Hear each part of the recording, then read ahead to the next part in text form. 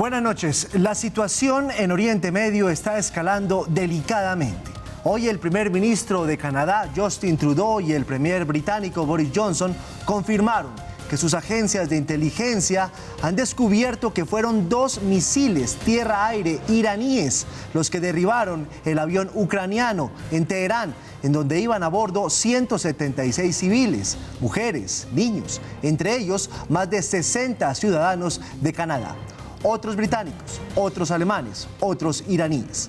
Más temprano, el presidente Trump se había manifestado en el mismo sentido. Por ahora, estas potencias exigen a Teherán que entregue las cajas negras del avión.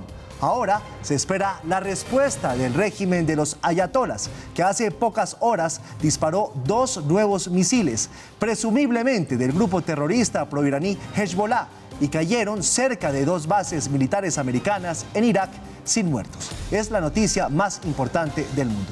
En Colombia, la noticia número 1 tiene que ver con una alianza política que se está cocinando, Paula. Giovanni, buenas noches, y usted bien lo dice. Se está cocinando porque todos sabemos para dónde va la cosa, pero todavía nada es claro ni se ha confirmado. Por ejemplo, ha dicho el senador Rodrigo Lara del Partido Cambio Radical que después de esta reunión ni se pidieron puestos, que ellos siguen en la independencia, pero que eso sí tienen muchos temas en los que coinciden con el gobierno. O sea que usted ya sabe para dónde va la cosa. ¿Usted se acuerda del video en el Puente Pumarejo? Pero cómo olvidarlo, muchas sonrisas de lado y lado del ex vicepresidente Germán Vargas Lleras con el presidente Duque. Estaban felices los dos, ¿no? Muy felices y muy junticos. Por ahí van las cosas. Por ahí van las cosas. Pero hoy el presidente presentó una estrategia de seguridad contra el hurto callejero, el atraco. Mauro, buenas noches. Hola Giovanni, ¿qué tal? Buenas noches a todos. Ustedes saben que uno de los motivos por los cuales fue elegido este gobierno es porque la gente asocia a el Centro Democrático y a Iván Duque en este caso con seguridad. Ahí va lanzando estrategias de seguridad. La que lanzó hoy tiene 2 componentes, 2 objetivos centrales.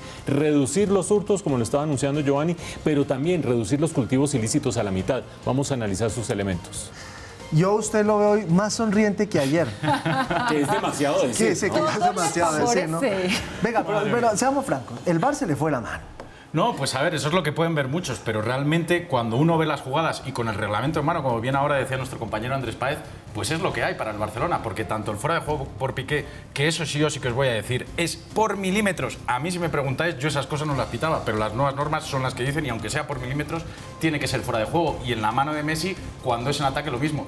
También ha habido otra acción que ha sido polémica y que no se ha pitado, que es la mano de Piqué, que por cierto es así, que ha sido penalti. Lo que pasa es que esa sí puede ser más a interpretación, porque como es en defensa puede decirse si es un voluntaria o voluntaria. Pero la cosa es que al final el Barcelona, un partido que lo tenía encarrilado como en Anfield o como en su momento en Roma, al final lo ha dejado escapar y el Atlético lo ha aprovechado cuando no había hecho nada. Yo solamente, antes de ir con él, les quiero invitar a que lea el banner de la pantalla. ¿Sí lo ve que lo que dice? Sí, por ahí me dicen que había un poco de robo por el Barça. Pero esto es lo que hay y es lo que os puedo decir. Al final sonriendo, tranquilo. Yo lo sé, pero al final fijaos cómo es la situación. Los 2 campeones, y se estaban quejando mucho, el campeón de la Liga y el campeón de la Copa, que son los que juegan la final de la Supercopa, no estarán y al final estarán otros 2 equipos, los 2 de Madrid. Señor director, el señor no está siguiendo las instrucciones de los titulares. Y no, vamos a quedar todo el noticiero hablando del partido. Vamos con las noticias.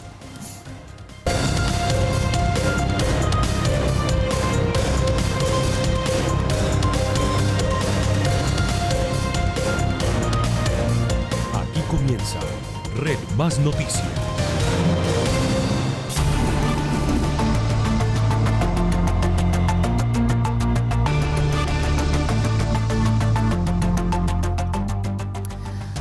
Damos a ustedes la bienvenida y hablamos a esta hora, por supuesto, de cómo crece esa tensión mundial con el conflicto de Medio Oriente. En la mañana, el presidente Trump afirmó que tenía sospechas de que el avión ucraniano con 176 personas a bordo fue derribado por Irán. Horas más tarde, el premier canadiense Justin Trudeau despejó las dudas en rueda de prensa con su gabinete. Dijo que tenía evidencias de inteligencia de su país y de otras agencias para señalar que la aeronave que fue derribada lo hizo Irán con 2 misiles tierra-aire. A la afirmación de Trudeau se sumó luego el primer ministro del Reino Unido, Boris Johnson. El primer ministro de Canadá, Justin Trudeau, fue enfático. Hace unas horas responsabilizó al régimen iraní de la destrucción del avión ucraniano. 173 personas murieron, 63 eran canadienses.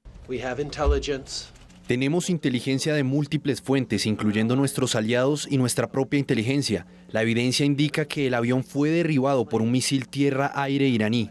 Accidental o no, error militar o no de parte de Irán, lo cierto es que Trudeau pisaba la misma línea de opinión del presidente Donald Trump, quien horas antes había sembrado la hipótesis de los ataques con misiles. Bueno, tengo mis sospechas, y no quiero decir eso porque otras personas también tienen esas sospechas. Es algo trágico, pero alguien podría haber cometido un error. Nuestro sistema no tiene nada que ver con esto. Varios medios de comunicación, incluyendo la cadena CBS de Estados Unidos, nutrieron la opinión de Trump al referenciar un encuentro del mandatario con un grupo de periodistas. La conversación off the record le dio la vuelta al mundo. El avión sobrevolaba un barrio bastante malo. Puede que alguien cometiera un error. Hay quien dice que fue un error mecánico. Yo personalmente no creo que sea así. La revista Newsweek citó a funcionarios de alto rango del Pentágono para hacerle eco a las apreciaciones de los mandatarios. Se dice que existen registros satelitales sobre el ataque con misiles tierra-aire de fabricación rusa.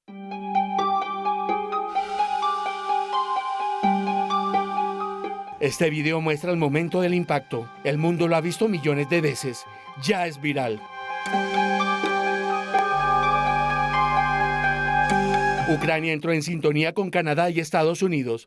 Si bien insinúa la teoría de los misiles, su presidente invita a realizar una reflexión sin juicios ni cuestionamientos. Ucrania está en medio de una guerra de información, abstenerse de manipulaciones, especulaciones, teorías de conspiración, evaluaciones de juicios apresurados y categóricos y teorías no verificadas. Por su parte, ejecutivos de la aerolínea ucraniana se unieron a los disparos verbales de Trump y Trudeau contra Irán. Hace pocos minutos, el gobierno iraní invitó a la Boeing, casa fabricante del avión, a realizar una investigación sobre el siniestro. Tenemos información de que el avión trepó 2.400 metros de altitud. Las posibilidades de que la tripulación cometa un error son mínimas. Simplemente no lo creemos. Es difícil decir que algo estuvo mal con la tripulación, dada su experiencia. La información acerca del avión nada en un mar de intrigas. Irán guarda silencio. Solo dijo que las cajas negras sufrieron serios daños durante el siniestro. Tampoco las quieren entregar. Al margen de una hipotética retaliación militar contra Irán, el país persa podía enfrentar sanciones de la Corte Penal Internacional, atendiendo que el supuesto ataque tiene el perfil de un crimen de guerra.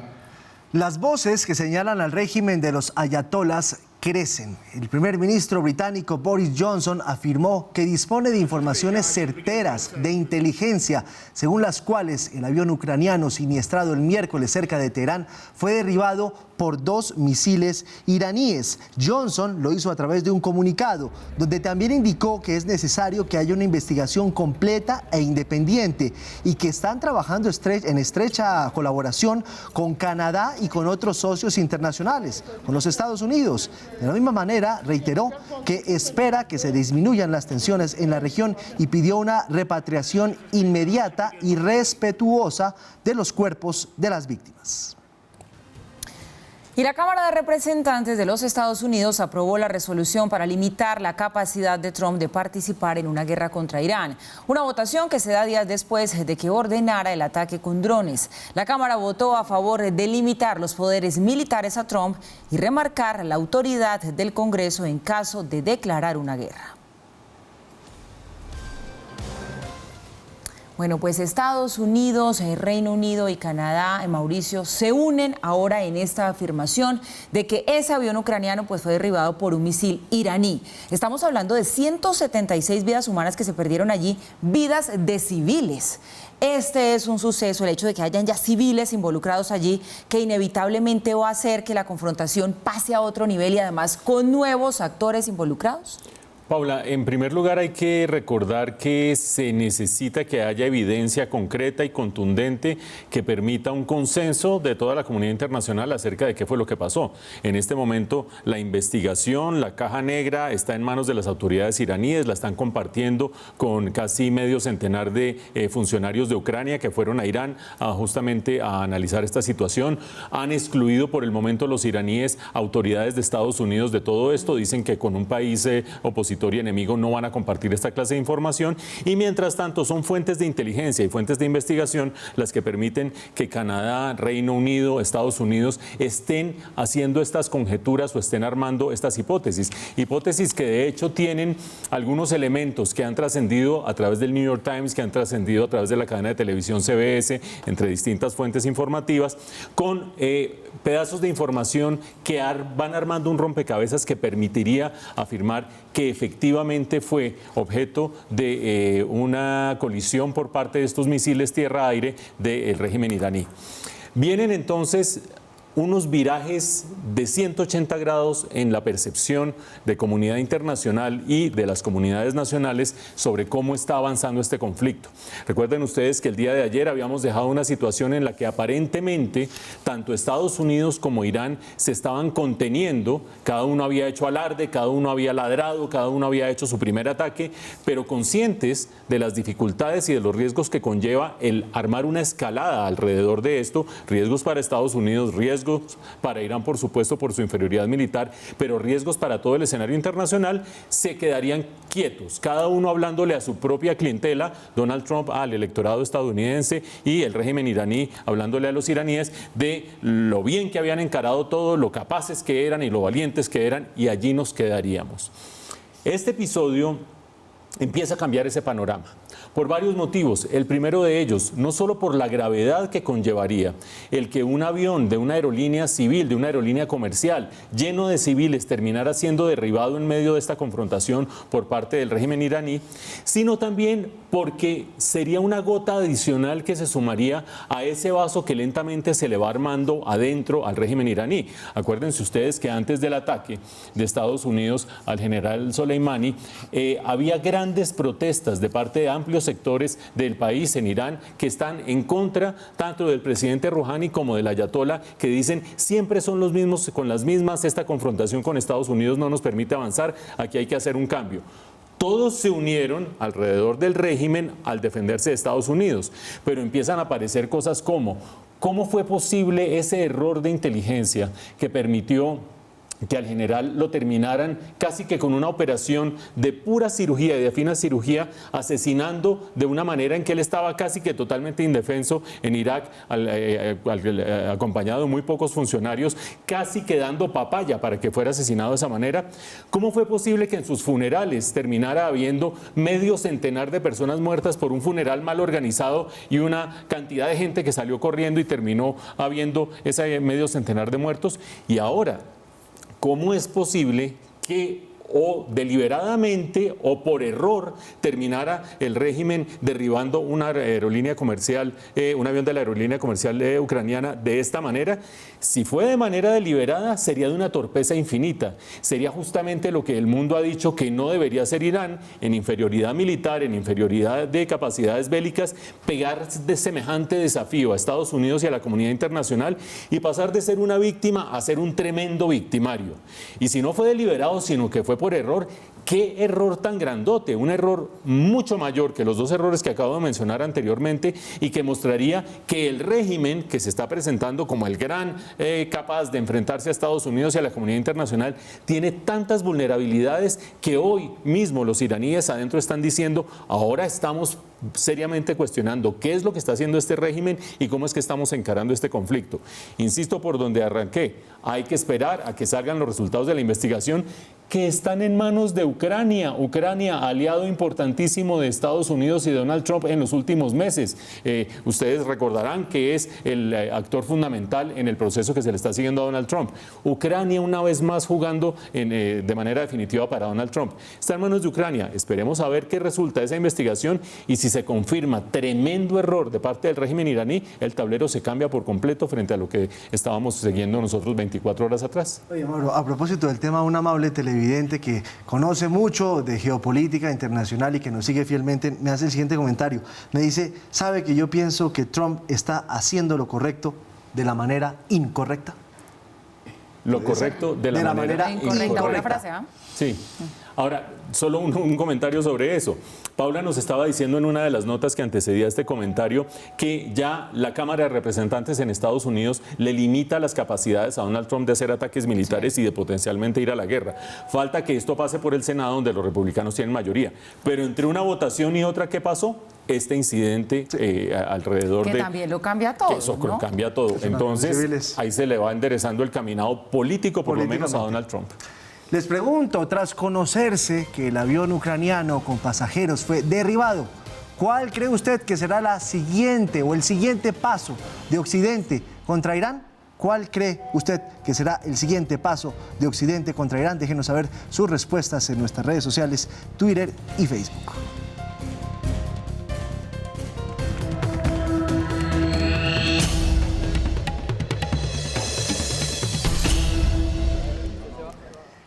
Se sigue despejando el camino entre Cambio Radical y el presidente Duque, quien se reunió con varios miembros de esa colectividad. Tras el encuentro, Cambio Radical no dudó en afirmar que la puerta está abierta para ser parte del gobierno. Vamos con Paula Ardila, quien se encuentra en la Casa de Nariño. Hola, Paula, buenas noches.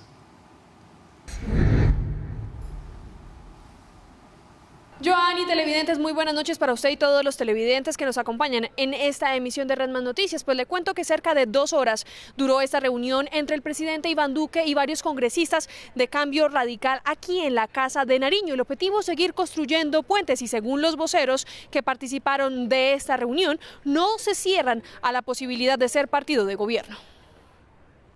6 congresistas fueron los designados por Cambio Radical para almorzar hoy con el presidente en la Casa de Nariño, cita que se dio tras el apoyo de este partido en la votación de la reforma tributaria a finales del año pasado y también luego del acompañamiento que en el avión presidencial hizo Germán Vargas Lleras para la entrega del puente Pumarejo. Rodrigo Lara, congresista y vocero designado por esta colectividad, dijo tras el encuentro que sí hay posibilidades de que dejen de ser independientes y puedan llegar a ser partido de gobierno. Esa posibilidad, por supuesto, que está abierta. Y está abierta siempre y cuando existan esos consensos, podamos construir esos puentes. Que este paso se concrete depende de coincidencias en proyectos y leyes, que según Cambio Radical ya están alineándose entre ellos y el gobierno en temas como la salud, la reforma a la justicia, los taxis y las plataformas tecnológicas y la reforma a las CAR. Si hay puntos de unión alrededor de esta agenda tan ambiciosa que es la nuestra, pues seguiremos caminando y tendiendo puentes con el gobierno. Es que aquí no se trata de hacer oposición mecánica, aquí no se trata de hacer oposición destructiva, aquí no se trata de polarizar per se ni de sembrar el caos, sino de tender puentes y buscar propósitos colectivos en un país. Sobre si en esta reunión se habló de ministerios para Cambio Radical, esto dijo Lara. No se habló de un ministerio en particular, no se habló de una cartera en particular, no se habló de un sector específico, no se habló de un nombre para un ministerio. Eso se los digo con absoluta sinceridad. No se tocó un tema de esa puntualidad. Aseguró, sin embargo, que el partido tiene figuras aptas para cualquier ministerio. No quiero caer en nombres porque pues salgo 2 o 3 o 4 nombres y pues teniendo tantos, pero con muchas personas hemos construido esos proyectos de ley, pero que serían aptas para el sector privado, para el sector público, para cualquier responsabilidad. El líder de la colectividad, Germán Vargas Lleras, estuvo pendiente de la reunión a distancia porque no asistió ya que estaba de viaje. Estaremos muy pendientes de los movimientos políticos que se puedan generar no solamente en el gabinete, sino en todo el gobierno nacional. Paula Ardila, desde la Casa de Nariño, continúe usted con más información. Red Más Noticias. Paula, gracias. Y por supuesto que sí, estaremos todos muy pendientes de esos movimientos políticos con los que arranca este año en lo que tiene que ver con la política interna, con lo que pasa en el país. Mauricio, lo veía usted, están siendo un poco como esquivos los integrantes del Partido Cambio Radical que asistieron a esa reunión de hoy con el gobierno, con el presidente Duque, en decir si se van a ir o no del lado del gobierno. Pero así todo entregan pistas, que hay coincidencias con las prioridades que tiene el gobierno en el legislativo, que la puerta queda abierta para un consenso. ¿Por qué le dan tantas largas y tantas vueltas al asunto? Por varios motivos, Paula. Yo no dudo que o sea, los acercamientos son evidentes. Ustedes dirán, no, pues es que son evidentes desde siempre. No, recuerden que hace apenas unos meses Cambio Radical estaba liderando la oposición al gobierno cuando el gobierno se iba con las objeciones a la Jurisdicción Especial para la Paz. Recuerden ustedes que hace apenas unos cuantos meses Cambio Radical estaba liderando la estrategia de crítica al exministro Guillermo Botero, exministro de la Defensa. Es decir, Cambio Radical estaba haciendo claramente un ejercicio de oposición, a pesar de que dentro del nuevo estatuto que obliga a los partidos a estar o con el gobierno o en independencia o en oposición, Cambio Radical se ha declarado en independencia. A pesar de estar en independencia, tenía esa estrategia permanente de confrontación. ¿Cuándo vino el acercamiento? El acercamiento vino principalmente alrededor de la recta final del proceso de aprobación de la ley de crecimiento, que es como se terminó conociendo la nueva reforma tributaria. Allí prácticamente Cambio Radical terminó salvando la posibilidad de que fuera aprobada en el Congreso esa reforma tributaria. No sin antes, de parte de Germán Vargas Lleras, señalar una serie de puntos que según Cambio Radical deberían ser incluidos. Es decir, allí empezó, si ustedes me permiten la expresión, de alguna manera el cogobierno. Yo te aporto algunas ideas, te aporto unos votos y hacemos una reforma tributaria que nos satisfaga a los dos, tanto a Cambio Radical como al gobierno. Allí empezó verdaderamente el acercamiento. Paula pregunta por qué ahora la dificultad para decir sí, sí, sí, no, dar nombres, y eso ya está prácticamente jugado. Está prácticamente jugado porque a ambos les conviene. El gobierno, que lleva año y medio prácticamente de pasar en un desierto legislativo en el que sus proyectos se caen, sus propuestas no prosperan, todo está estancado en el legislativo, terminaría encontrando con Cambio Radical y una alianza de Cambio Radical en el gobierno, gobernabilidad dentro del Congreso. Y eso no es poca cosa para un gobierno que ha sufrido los rigores de tener cuesta arriba los procesos legislativos. Y para Cambio Radical sería una manera de estarse proyectando sus posibles candidatos de manera mucho más eficaz y visible hacia las próximas elecciones. Eficaz porque una cosa es Germán Vargas Lleras escribiendo una columna todos los fines de semana en un periódico, y otra cosa es volver a manejar hilos del poder, presupuestos directamente o por interpuesta persona, presupuestos, ejecuciones, proyectos, etcétera, etcétera. Germán Vargas Lleras, pero también puede ser Alex Char. Para Alex Char, que hizo una gestión que tiene 1000 críticos alrededor, pero que para mucha gente fue una gestión muy buena en la alcaldía de Barranquilla, para Alex Char sería la oportunidad de proyectarse a nivel nacional y de darse a conocer a nivel nacional. Es decir, a Cambio Radical le conviene estar dentro del gobierno para empezar a plantear esa estrategia hacia adelante. ¿Por qué no lo cantan de una vez y por qué es tan reticente el doctor Rodrigo Lara en dar nombres? Pues porque dentro de Cambio Radical hay separación, y la acabo de decir. ¿Quién creen ustedes que quiere Germán Vargas Lleras que sea el próximo candidato o precandidato a la presidencia por Cambio Radical? Pues Germán Vargas Lleras. ¿Quién creen ustedes que la Casa Char quiere que sea el próximo precandidato de cara a las presidenciales? Pues Alex Char. Allí hay una tensión clarísima entre esas dos casas que no siempre se han llevado de la mejor manera, aunque llevan una alianza política de mucho tiempo y muy exitosa. Hay una fricción que está de por medio. Pero aparte de eso, hay una fracción de Cambio Radical que dice, hombre, a este gobierno no le está yendo bien. ¿Nosotros qué hacemos? Que es que lanzándonos al estrellato, uniéndonos a un gobierno al que no le está yendo bien. Otros dicen, nosotros podemos ser los salvadores de este gobierno y empezar a enderezarle el caminado. Ahí hay de todo. Por eso es que este silencio, más allá de ser una prudencia de quien no quiere que le piquen la lengua con los micrófonos, a la vez está revelando que quieren, pero no saben todavía bien cómo. También hoy el presidente Duque lideró una reunión de seguridad en la que fijó los retos en esa materia para este año. Combatir el hurto callejero será una de sus prioridades. Tras 4 horas de reunión, el gobierno consolidó las cifras del trabajo en materia de seguridad hecho en el 2019, el cual será la base de los frentes de trabajo en este año. La idea es consolidar, por ejemplo, lo hecho en incautaciones de droga. Quiero también destacar que en el año 2019 logramos incautaciones de clorhidrato de cocaína cercanas a las 434.7 toneladas, cifra histórica en el país. También se plantearon retos en las ciudades, especialmente tras el lanzamiento de la nueva política de seguridad ciudadana. Nosotros debemos fortalecer cada vez más la lucha contra el hurto en las calles de nuestro país. Como ustedes saben, En los últimos 2 años, Colombia pasó de un sistema de denuncia convencional, de muchos trámites, a un sistema de denuncia electrónica. Y esa nueva modalidad de denuncia ha facilitado que los ciudadanos vayan a través de la tecnología a mostrarle a las autoridades cuáles son los delitos de los que han sido víctimas, particularmente en el hurto. La lucha contra los grupos armados organizados, cuya principal fuente de financiamiento es el narcotráfico y la minería ilegal, también será prioridad en el 2020. Desde luego enfrentamos el reto de la resiembra, sin duda, pero Colombia mantiene clara su meta de reducir en un 50% el área sembrada de cultivos ilícitos para finales del año 2022 o el año 2023. El presidente espera que siga a la baja el número de secuestros, teniendo en cuenta que en el 2019 se registró el número de casos más bajo desde que se lleva registro de este fenómeno. Sigue siendo preocupante la situación de seguridad para los líderes sociales en Colombia. En las últimas horas, 5 fueron asesinados.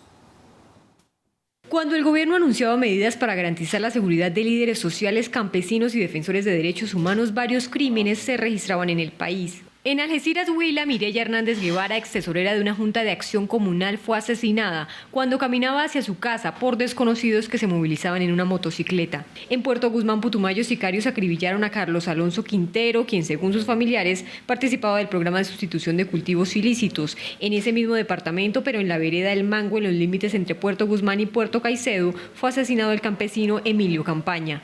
En Páez, Cauca, autoridades indígenas denunciaron el homicidio de Virginia Silva, una líder de la salud NASA de 71 años, y en Nuquí, Chocó, según la Defensoría del Pueblo, fue asesinado el guardia indígena Anúar Rojas y Saramá. Este jueves la ONU lideró una reunión con diferentes embajadores en Colombia en la que se habló sobre la difícil situación de seguridad para los líderes sociales en el país.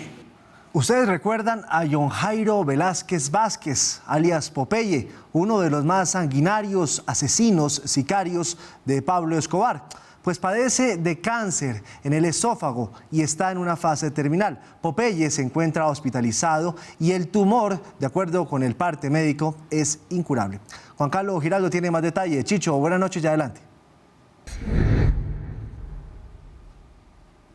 Así es, muy buenas noches. Pues John Jairo Velázquez Vázquez, más conocido con el alias de Popeye, se encuentra en un estado crítico de salud, según han informado las autoridades en las últimas horas, más concretamente el IMPEC, quien ha dicho que está siendo tratado por un cáncer de esófago que se encuentra en estado 4, lo cual es irreversible. Cáncer que ha hecho metástasis en hígado, pulmones y otros órganos de vital importancia. A John Jairo Velázquez Vázquez, quien es más conocido como Popeye, ha sido una de las personas que fue condenada a más de 25 años de prisión como integrante del cartel de Medellín y una de las personas más sanguinarias de la organización delincuencial que dirigía Pablo Escobar. Cualquier información adicional hace parte de la reserva de confidencialidad, teniendo en cuenta la historia clínica. Todos sus datos y documentos que forman parte de este documento están protegidos por el derecho a la intimidad, según lo expresado por la Corte Constitucional. Si yo mañana pago con mi vida por todos mis crímenes, pues estoy listo porque yo ya le pedí perdón a Dios. La vida de Popeye ha estado marcada por la violencia armada. Hizo parte de la Policía Nacional antes de ingresar muy joven como mensajero al cartel de Medellín bajo las órdenes directas de Pablo Escobar. En el cartel, por su ambición y destreza delictiva, logró hacer parte del círculo más cercano de Pablo Escobar Gaviria, ejecutando, entre otros, el secuestro del entonces candidato a la alcaldía Andrés Pastrana, el secuestro del hoy embajador Francisco Santos, el asesinato del procurador Carlos Mauro Hoyos, el homicidio de Diana Turbay, el atentado terrorista al avión de Avianca y por lo menos la activación o planificación de 200 carros bomba. El país está en una guerra total, brutal. Se trataba de tumbar la extradición. Hoy, el hombre que se hizo llamar el jefe de sicarios del cartel más temido del mundo, el hombre que pagó más de 23 años de prisión y que en su libertad se convirtió en un polémico youtuber y escritor antes de volver a la cárcel, padece un cáncer de esófago terminal que en los últimos días hizo metástasis en varios órganos. Está en un estado de salud crítico irreversible, de acuerdo con información clínica. Hay que decir, como ya lo mencionábamos en la nota, que Popeye había recuperado su libertad, sin embargo fue recapturado hace unos años luego de que las autoridades tuvieran evidencias de que supuestamente alias Popeye estaba planeando organizaciones y actividades ilegales con la denominada Oficina de Envigado, incluso hechos que sucedieron después de que haya sido descubierto en una fiesta con alias Tom, uno de los cabecillas de esta organización. Información desde el centro de Bogotá. Regreso con ustedes a estudio. Juan Carlos Giraldo, Red Más Noticias. Juan Carlos, gracias. Y a la cárcel fueron enviadas a las 4 personas capturadas por ser supuestamente responsables del homicidio del fiscal Alcibiades Libreros. En entrevista con Red Más Noticias, Carmenza Libreros aseguró que a su hermano no lo mataron solamente por robarle una cadena de acero. El Juzgado Tercero Municipal de Control de Garantías de Cali impuso medida de aseguramiento en centro carcelario contra los integrantes de la supuesta banda de robo de joyas que aceptaron ser los responsables del homicidio del fiscal Alcibiades Libreros. 35 videos de cámaras de videovigilancia permitieron conocer los roles de los señalados homicidas y el recorrido exacto que hicieron antes, durante y después del crimen, que supuestamente fue el resultado del robo de una cadena.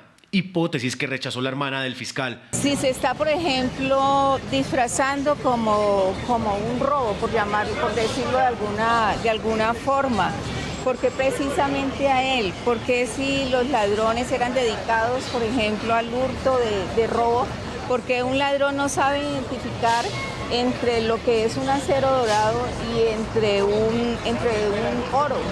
Porque el tipo llega directamente allí y lo asesina, ¿cierto? Y hablando con él me decía, no, es que su hermano me sacó un revólver. Las circunstancias no permiten descartar que Libreros haya sido asesinado por su labor como fiscal, ya que recientemente había recapturado al hijo de un poderoso narcotraficante y a un funcionario judicial por supuestamente favorecer a peligrosos capos en Cali. No estamos descartando ninguna hipótesis. Estamos viendo la situación probatoriamente más atendible que hemos encontrado hasta ahora. De acuerdo con información de la Fiscalía, varios de los involucrados que recientemente habían sido capturados y dejados en libertad casi de inmediato, confesaron en interrogatorios su responsabilidad. Uber prepara una demanda contra el Estado colombiano. Por medio de una carta notificó al gobierno su intención, argumentando que el país estaría incumpliendo el Tratado de Libre Comercio con los Estados Unidos. La Agencia de Defensa Jurídica del Estado ya tiene en sus manos el documento en el que Uber explica qué lo llevaría a tomar esta decisión. Se espera que en los próximos 6 meses se inicien conversaciones entre las partes. Han sido discriminados frente a otras aplicaciones, dice ellos, que incluso por haber sido notificados al final del periodo judicial, antecitos de vacaciones, pues que fue un acto malintencionado del Estado, lo cual desde luego rechazo. Primero voy a reunirme con el superintendente, con la ministra, con las demás entidades que tengan relación con el caso, como siempre lo hacemos, la superintendencia de transporte, por ejemplo, en fin, con todas las entidades que tengan que ver, y definiremos una estrategia para empezar las conversaciones que hacen parte de ese proceso. El petróleo de referencia Brent se negocia en promedio en $65.44 el barril. La libra café colombiano cerró en Nueva York a $1.17. El índice de capitalización de la Bolsa de Valores de Colombia descendió 0,21% a 1.653 unidades. La tasa representativa del mercado para mañana es de 3.253 pesos con 89 centavos.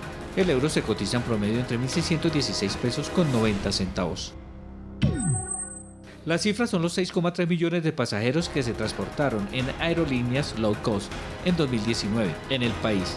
Aumentaron 24% frente a 2018.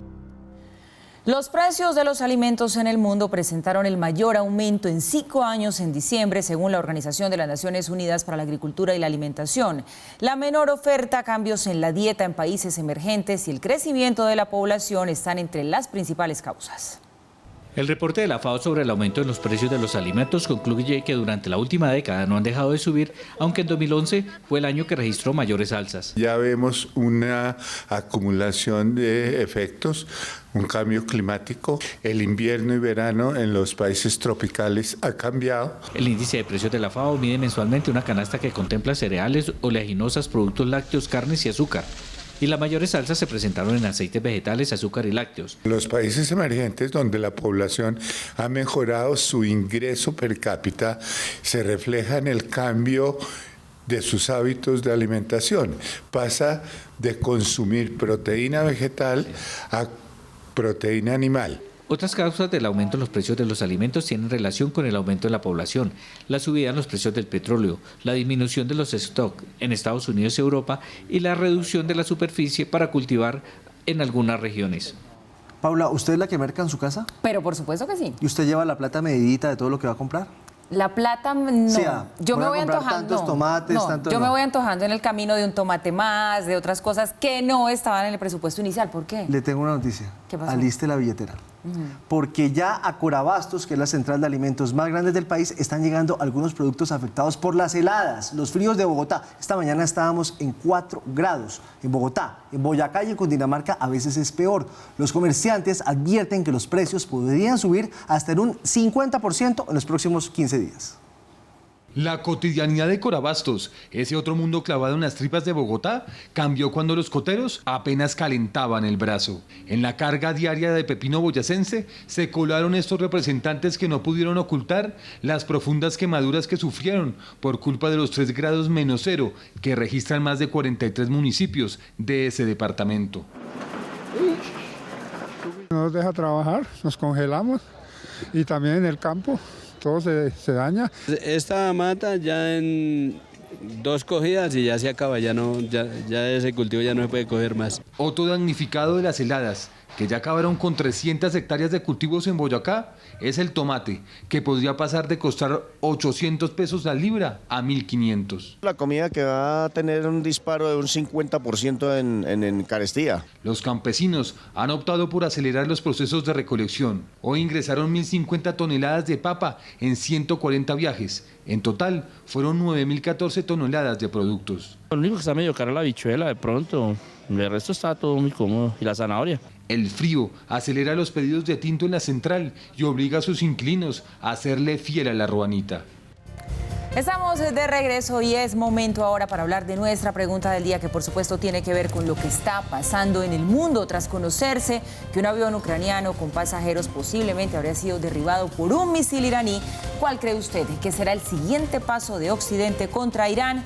Bueno, pues ustedes participaron a través de nuestras redes sociales, donde nos encuentran como @RedMasNoticias, y Santiago Cruz nos dice: creo que el conflicto no escalará a un escenario de guerra, pero seguramente habrá sanciones en contra de Irán por parte de las potencias. Julio César Ríos, entre tanto, nos dice: acabar el régimen, sin duda, claro y conciso. Y David Pavón dice: será utilizado como pretexto para invadir otro país más de Oriente Medio, si es que es cierto.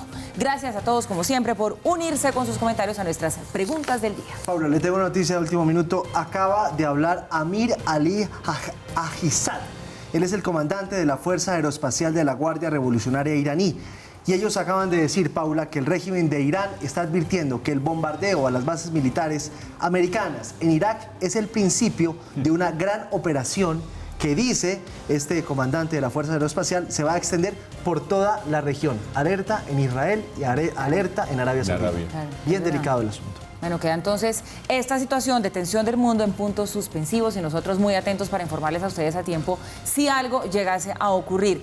Hoy vamos a cerrar nuestro noticiero, Carlos, hablando de voleibol, porque ese suramericano, bueno, tiene a todo el mundo muy feliz y a Colombia le está yendo muy bien. Así es, Paula, hablamos de voleibol porque es lo que se habla en estos días con este preolímpico que se está jugando en Bogotá y donde están jugando precisamente en estos momentos que estamos jugando contra nuestro rival más directo, contra Argentina. Los dos equipos, Colombia y Argentina, los únicos que no han cedido ni un solo set, y ahí están en el duelo estrella de este preolímpico de voleibol. Pero vamos a conectar en estos momentos con el Coliseo del Salitre, donde se está disputando en este partido, con nuestro compañero Andrés Palacios para que nos cuente cómo está el ambiente. Andrés, ¿cómo está el ambiente ahí en ese Coliseo y cómo va el partido de Colombia en esta noche? Compañeros, buenas noches. Los saludo desde el Coliseo del Salitre, donde a esta hora se realiza la final del campeonato preolímpico de voleibol femenino. El partido entre la selección de Colombia y la selección de Argentina está en los primeros puntos de partido, un partido muy intenso, muy apasionante, un Coliseo El Salitre que está a su máxima capacidad de 9.000 espectadores aproximadamente, y donde los espectadores han centrado su atención a la capitana del equipo nacional, María Alejandra Marín. Precisamente en Red Más Noticias les tenemos un perfil de la capitana. En todo equipo ganador destaca la unión del grupo, pero siempre el capitán tiene un capítulo especial. En la selección colombiana de voleibol femenino es la cartagenera de 24 años y capitana del sexteto nacional, María Alejandra Marín. María Alejandra tiene el biotipo de la mujer de la costa caribe colombiana. Su belleza enmarcada en su 1,80 de estatura, su piel trigueña y su rostro iluminado por una sonrisa perfecta, la hace ser la líder del equipo femenino de Antonio Rizola, que está a puertas de conseguir el sueño de su vida, estar en Tokio 2020 en representación de Colombia en unas justas olímpicas. Su vida es el voleibol y siempre lo ha sido, y el paso de los años lo único que ratifica es que María Alejandra Marín nació para el deporte de la malla alta. La cartagenera ha jugado en Argentina, Francia y ahora lo hace en Brasil con el São Caetano de la Superliga de Brasil, equipo con el que disfruta al máximo cada día que pasa, y para ella, más que un trabajo profesional, este deporte es su gran pasión. Ha recibido en 3 años consecutivos el premio Altius del Comité Olímpico Colombiano a la mejor deportista de la Federación Colombiana de Voleibol. María Alejandra construye a diario los deseos de su corazón y espera llegar lo más lejos posible en el deporte de sus amores. Compañeros, cabe la pena resaltar que el partido se define al mejor de 5 sets. Los sets son a 25 puntos. Estamos en un momento crucial en el camino de la selección femenina rumbo a Tokio 2020. Estaremos acompañándolas en el desenlace del partido. Esta es la información desde el Coliseo El Salitre. Andrés Palacios, Red Más Noticias.